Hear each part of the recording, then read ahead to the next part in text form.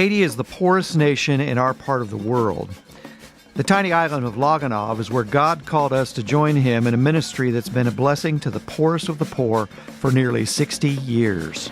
Well, the hospital mission was started back in the 58, I think, with a nurse, a Wesleyan nurse, under a palm tree. And it has grown to the beautiful hospital that they have now. The old hospital was damaged in the earthquake, and so they were able to get funding from a variety of places, global partners, people like us back at home. The impact that I see in this community of the missionaries and the Wesleyan involvement is just amazing. We went to a church service on Sunday when we got here, and the Haitians, and I'm sure this is around the world in third country, but they are just so full of joy and love that it is amazing.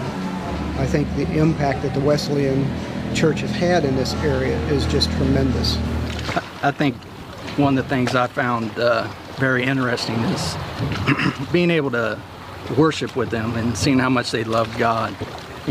Even though we didn't speak their language, being able to spend service with them, you could tell that we were really having service. People are resilient there. It's different than I expected in some aspects. You see the commercials, you see the TV, and it is exactly that way. But they are, that's their everyday life. They live this way every day. They get by every day, and they don't complain about it.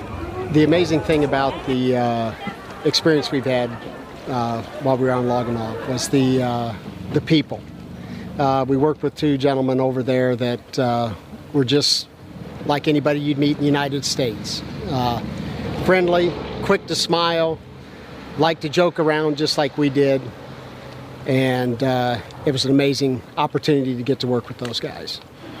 I think what kind of caught me the most was when we went over to the hospital in the morning and they had their own church service per se before they went into work. So here that was amazing because it's like you can get your mindset where it needs to be before you go in to help people, and especially in a hospital setting, that's no matter if you're in the States or you're here, your goal is to take care of your patients, the people. To give your all is expected from God, and that He won't ask you for more, but He does want you to do what you need to do. So it was nice it's very refreshing and a blessing to be down here and to see that. It's quite incredible as well that the country is in what at least seems to us from North America in complete chaos. People living not paycheck to paycheck, but dollar to dollar, unaware of where it's all coming from.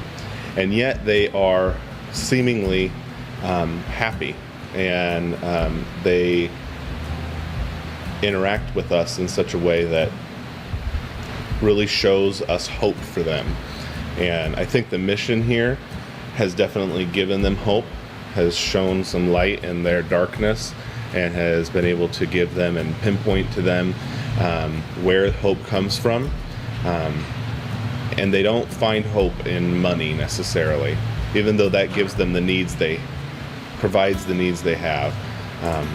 But at the same time, this mission has given them the hope of Jesus Christ, and you can see that in their eyes and their face. They know where their hope comes from.